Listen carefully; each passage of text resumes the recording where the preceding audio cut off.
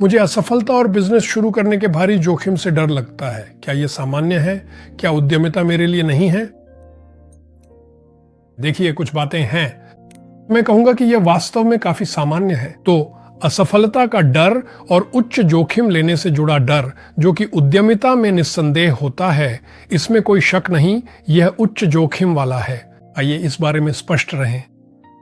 चाहे आप किसी भी क्षेत्र में हो, इसमें बहुत जोखिम होता है और इसमें कोई दो राय नहीं है। इसलिए हमें इस बारे में स्पष्ट रहना चाहिए।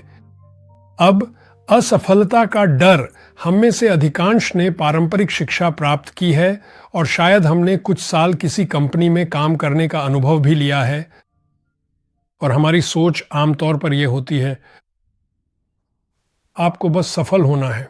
आप बेहतरीन प्रदर्शन करके ए या A+ पाना चाहते हैं और हम आमतौर पर अच्छा प्रदर्शन करते हैं। फिर जब हम किसी कंपनी में जाते हैं तो हमें अच्छी प्रतिक्रिया मिलती है। हमें लगता है कि मैं काफ़ी सक्षम हूँ, मैं उच्च स्तर पर प्रदर्शन कर रहा हूँ और मेरे मैनेजर कहते हैं कि मैं औसत से कहीं बेहतर हूँ, असाधारण रूप से अच्छा कर रहा हूँ। तो हम सफलता के आदी हो जाते हैं और फिर जब हम उद्यमिता की ओर देखते हैं तो यह लगभग ऐसा लगता है जैसे किसी पहाड़ी से कूद रहे हों। ये कुछ ऐसा ही है। ये डरावना और खतरनाक लगता है और ये सच भी है। और वास्तव में जो डर हम महसूस करते हैं वह पूरी तरह से समझ में आने वाला है। इसका मतलब यह नहीं है कि आप उद्यमिता के लिए उपयुक्त नहीं हैं। असल में असफलता का डर तो किसी को भी महसूस होगा, मैं कहूंगा। लेकिन इसमें एक फर्क है। असफलता के डर के लिए सबसे पहले हमें असफलता की पूरी तरह से नई समझ और सोच की जरूरत है। जब आप उद्यमिता में कदम रखते हैं तो आपको असफलता से दोस्ती करनी होगी। असफलता कोई बुरी चीज नहीं है। यह समझना बहुत बहुत जरूरी बिंदु है। असफलता कोई बुरी चीज नहीं है। जब आप उद्यमिता में कदम रखते हैं तो आप अचानक देखेंगे कि असफलता काफी सामान्य है और इसका मतलब यह नहीं है कि आप असफल हैं। मान लीजिए आप प्रोडक्ट A आजमाते हैं, आप ये कोशिश करते हैं और ये काम नहीं करता। ठीक है, क्या इसका मतलब है कि कहानी यहीं खत्म हो गई? नहीं। इसका मतलब है कि आपको कुछ थोड़ा अलग आजमाना होगा। तो असल में असफलता वांछनीय नहीं है, ऐसा नहीं है। असल में मैं तो कहूंगा कि शुरुआती असफलता तो और भी वांछनीय है, क्योंकि आप नहीं चाहेंगे कि आप किसी प्रोडक्ट पर 10 साल काम करें और फिर वह असफल हो जाए। क्या आप नहीं चाहेंगे कि आप उस पर 3 महीने काम करें और वह असफल हो जाए? ये एक अच्छा संकेत है। ये जल्दी असफल हो गया। इसे ही तेजी से असफल होना कहा जाता है। तेजी से असफल होना अच्छा है, क्योंकि यह आपको एक और प्रयास, एक और मौका, एक और बार कोशिश करने का अवसर देता है। तो असफलता की उम्मीद करें, असफलता से दोस्ती करें और असफलता को यह महसूस ना होने दें कि आप खुद असफल हैं। तो यह समझना बहुत ज़रूरी है। इसलिए आप असफलता को अपनाते हैं, क्योंकि यह आपको बाजार, आपकी क्षमताओं, आपके समय और कई अन्य चीज़ों के बारे में उपयोगी फीडबैक देता है। तो आपको ऐसा होना चाहिए, ओह मैं असफल हो गया, ठीक है, मुझे इसे फिर से देखना होगा।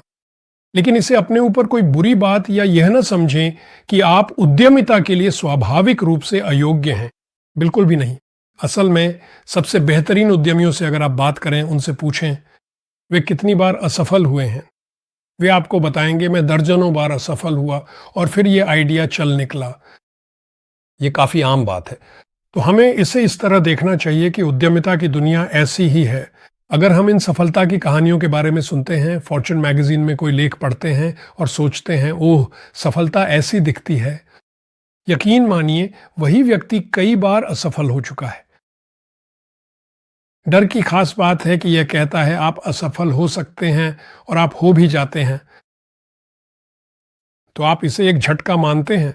यह व्यापार के लिए एक झटका है और ऐसा लगता है कि सब कुछ गलत हो गया। लेकिन इसमें एक अच्छी बात भी है। हर बार जब असफलता और झटका लगता है तो वास्तव में यह आपको अपने भीतर और गहराई से देखने पर मजबूर करता है। तो आप अपने ऑफरिंग को गहराई से देखते हैं, लेकिन आप खुद को भी और गहराई से देखते हैं और इसका असर यह होता है कि यह आपको और अधिक विनम्र बना देता है, क्योंकि हम सभी में कुछ न कुछ अहंकार होता है जिसका हमें पता नहीं होता। और जब हम असफल होते हैं तो अचानक हमें एहसास होता है, रुको, मैं इतना महान नहीं हूं। तो आप विनम्र बन जाते हैं, जो कि वास्तव में अच्छी बात है। और इसके अलावा वह विनम्रता आपको बेहतर सुनने, अधिक ग्रहणशील और अधिक खुले विचारों वाला बना देती है। किसके लिए? सब कुछ के लिए। सबसे पहले प्रकाश से मिलने वाली उच्चतर मार्गदर्शन के लिए आप और अधिक विनम्र और ग्रहणशील हो जाते हैं। यह बहुत महत्वपूर्ण है। इसके अलावा जिन जिन लोगों से आप जुड़ते हैं, आपके ग्राहक, कर्मचारी, हितधारक, सभी आपूर्तिकर्ता, उनकी कहीं हर बात महत्वपूर्ण होती है। हम सोच सकते हैं, नहीं नहीं नहीं, मुझे पता है मैं क्या कर रहा हूं। अब हम थोड़े और विनम्र हो गए हैं। हम अब उनकी बातों को और गहराई से लेते हैं, क्योंकि शायद वे कोई अच्छी बात कह रहे हैं। तो यह भी हमारे विकासात्मक उत्थान के लिए बहुत उपयोगी है। विनम्रता, ग्रहणशीलता, असफलताओं के माध्यम से समर्पण। तो यह पता चलता है कि असफलताओं के पास भी हमें देने के लिए कुछ अच्छा होता है। और जब हम असफल होते हैं तब भी ये कोई बुरी बात नहीं है। तो अब हम असफलता को अलग नजरिए से देखते हैं। अब क्या मैं ये कह रहा हूं कि हर किसी को कूदकर उद्यमी बन जाना चाहिए? नहीं, मैं ये भी नहीं कह रहा हूं। ठीक है, क्योंकि मुझे लगता है कि कुछ लोगों के पास एक खास तरह की मानसिकता होती है, उनके अंदर इसे आगे बढ़ाने का जुनून होता है। बहुत कम सकारात्मक प्रतिक्रिया के साथ भी ऐसा लगता है कि वहाँ कुछ है। आपका विचार, आप अपने विचार से इतने प्रेरित होते हैं कि आप बहुत सारी नकारात्मक प्रतिक्रियाएं भी सहने को तैयार रहते हैं और फिर भी उसे आगे बढ़ाते हैं। उस उद्यमिता कौशल और मानसिकता में कुछ ऐसा है जो मुझे लगता है कि हर किसी के पास नहीं होता। इसलिए आपको अपने भीतर गहराई से देखना होगा कि क्या यह वही चीज है जिसे आप पसंद करते हैं। और अगर आपको यह पसंद नहीं है तो कोई बात नहीं, बहुत सारे अन्य विकल्प भी हैं। इसलिए उद्यमिता जरूरी नहीं कि हर किसी के लिए हो, लेकिन डर होना मुझे लगता है बिल्कुल सामान्य है। हम सभी को डर लगेगा और हम डर के साथ काम करते हैं। असल में उद्यमिता की सबसे खूबसूरत बातों में से एक यह है कि जो लोग सचेत रूप से विकास के मार्ग पर हैं, उनके लिए उद्यमिता आपको आपके उन कई डर के सामने ला खड़ा करती है जिन्हें आपने अब तक किसी तरह से किनारे कर रखा था। और मैं जानता हूं कि मेरे लिए मेरी अच्छी खासी कॉरपोरेट नौकरी में कई ऐसे डर थे जिन्हें मैं आसानी से टाल सकता था या उनसे बच सकता था। और जब मैंने अपनी खुद की कंपनी शुरू की तो मुझे वही सब करना पड़ा जिन्हें मैं नापसंद करता था और सचमुच उनमें से कुछ चीजें करने से डरता था। लेकिन एक उद्यमी के रूप में सोचिए क्या हुआ। आपको सब कुछ करना पड़ता है, आपको सब कुछ करना पड़ता है। तो मुझे बहुत सारे डर का सामना करना पड़ा। लेकिन अच्छी बात यह है कि आपके पास अपनी चेतना को बहुत तेजी से विस्तार देने का मौका होता है। क्योंकि क्या होता है, वे डर किसी गलतफहमी, सीमित विश्वास या किसी छोटी सी धारणा पर आधारित होते हैं जिसे आप सच मानते हैं। और आप उसे कभी सवालों के घेरे में नहीं लाते, आप उसे चुनौती नहीं देते।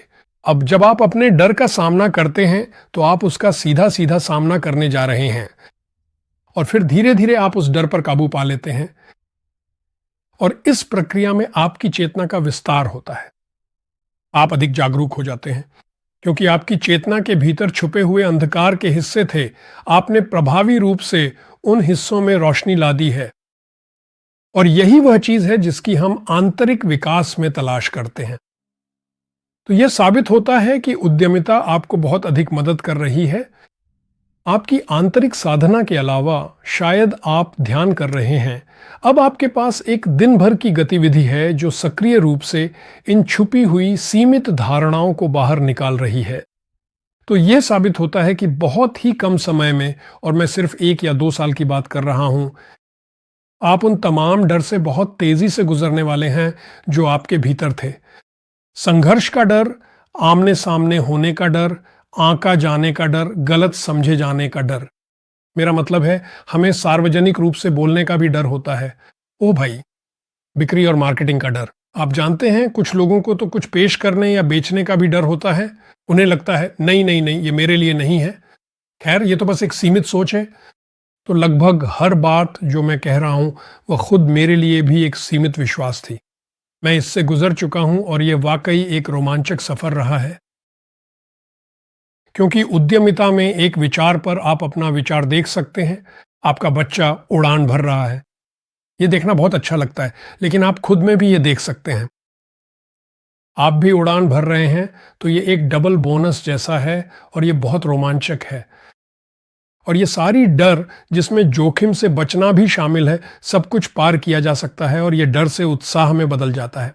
असल में ठीक वैसे ही जैसे जब आप रोलर कोस्टर की सवारी करते हैं। मेरा मतलब है, जाहिर है हम इन सारे नाटकीय मोड़ों से डरते हैं, लेकिन जब हम असल में सवारी पर होते हैं तो हमें रोमांच भी महसूस होता है। ये वाकई बहुत रोमांचक है। तो ये कुछ वैसा ही है। अगर आप डर को पार करके उसका सामना कर लें तो ये रोमांचक बन जाता है। और फिर एक दिन आता है जब आप सोचते हैं, कौन सा डर? जनता के सामने बोलने का डर। आप उस पर हंसते हैं। मुझे यकीन नहीं होता कि मैं पूरी जिंदगी उससे डरता रहा। तो ये सब डर गायब हो जाते हैं और आपको एक ऐसी जगह छोड़ जाते हैं जो कहीं ज्यादा संपूर्ण, पूर्ण, संतुष्ट और आजाद होती है। तो यही वह अद्भुत संभावना है जो उद्यमियों के जरिए उपलब्ध है। जब आप प्रकाश को चुनते हैं तो जीवन और भी अधिक आनंदमय, उद्देश्यपूर्ण और प्रेरणादायक बन जाता है। मैं आपको आमंत्रित करता हूं कि मेरे साथ प्रकाश के क्षेत्रों का अन्वेषण करें, उन अनंत संभावनाओं को देखें जो प्रकाश प्रदान करता है।